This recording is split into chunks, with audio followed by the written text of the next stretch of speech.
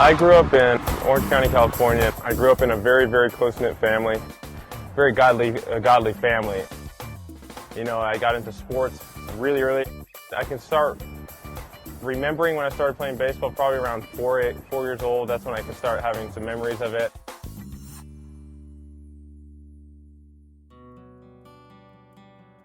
My mom was my rock.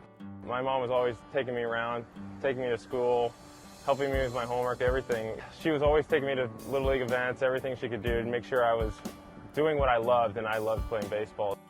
So I was about 8 years old. I was taking batting practice. My dad was just throwing to me after school. And I've never hit a home run in batting practice or in a game either at the Majors field in Little League. So my dad was throwing batting practice, and I was hitting. And my mom was walking in right center field wall, and there's a light pole where the lights come, and I hit a ball, and it was going directly toward my mother, and she was walking, and we started screaming like, heads up. You know, I didn't think it was actually going to get over the fence, but it was in that direction, so you always warn someone.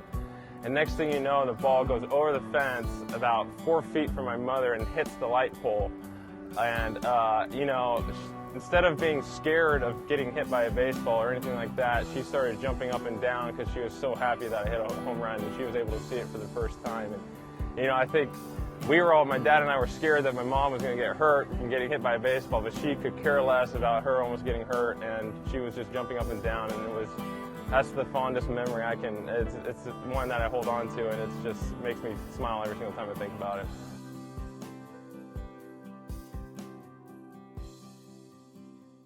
So my mother was first diagnosed with melanoma skin cancer when I was actually 4 years old. I was very, very thankful that she was able to beat it. And when I was 9 years old, we were on our 5th year, going into our 6th year of her being melanoma skin cancer free, she got it again. It was even more harsh than it was when I was 4, and it came back fast and it spread very rapidly. I knew she was sick, but I didn't really understand everything about it. I visited my mom every single day in the hospital. That's all we wanted to do, as me and my brothers and my father. We'd just be at school just thinking about my mom the whole time. I viewed baseball as 2 hours of inconvenience. Baseball was on hold, sports were on hold, life was on hold for me. I just wanted to be with my mother. We knew it was getting close. June 13, 2000, I was in 5th grade. It probably was around, I'd have to say about 1 o'clock. I was toward the end of my school day. And the phone rings. Phone rings in my classroom. They said, the principal told my teacher that I had to go up to the office.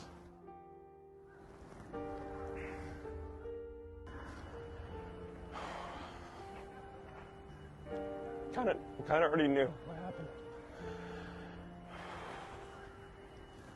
When you think about this stuff, it's still tough for me to talk about, but when my mom passed away, it was kind of just a why factor. Why did, since we are a very Christian family, why did God take her away from us so early? She was only 47 years old. I got pulled out of school many of occasions because I just started break down crying when I was in 6th grade.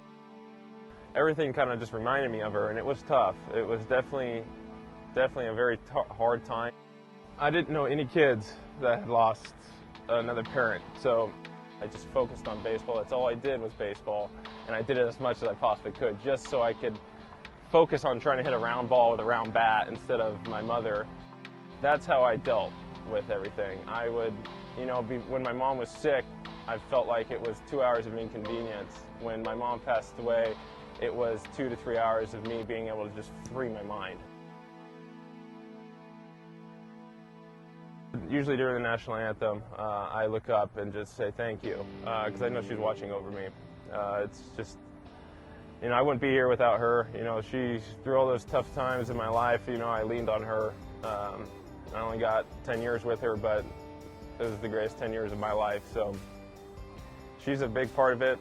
Before she passed away, my dad cut some of her hair and put it in a lockbox. And for a Christmas present 2 years ago, my dad gave me a necklace And the necklace I have on, I never take it off. It's right here. I can show you guys. This cross actually unscrews, and my dad put her hair into this cross.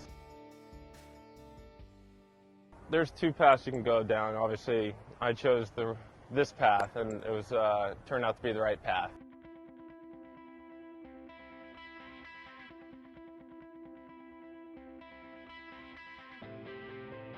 You got to look yourself in the mirror and say, what does she want you to do? You know, she doesn't want you to go down here and be a person that's not going to be a good reflection of her. And I think that was the big thing. I just wanted to make my mother proud. The times I miss my mom is obviously Mother's Day. That's the big one. You know, it comes kind of no way around that, her birthday. And the biggest one for me is June 13th, every single year. Very, very, very hard for me on that day. It doesn't matter from year one, now that coming up this year will be the 15th year anniversary of my mom passing. As you can tell in this interview, it's still tough every single day for me. The advice I have for kids that have lost a parent is lean on someone that you trust. For me, in my opinion, me speaking about my mother is me honoring her. She knows that I talk about her. She knows I think about her every single day, and I think that was a big help for me. It was just talking about her and me talking about how much I miss her and how many fond memories I have of her makes me happy because I know she's watching me doing this. So I think the biggest advice is talk about it. Don't keep it inside. Don't lock yourself in bedrooms. Don't get on a computer and just read things. Go out there, be a kid. You know, she's up there watching you, he.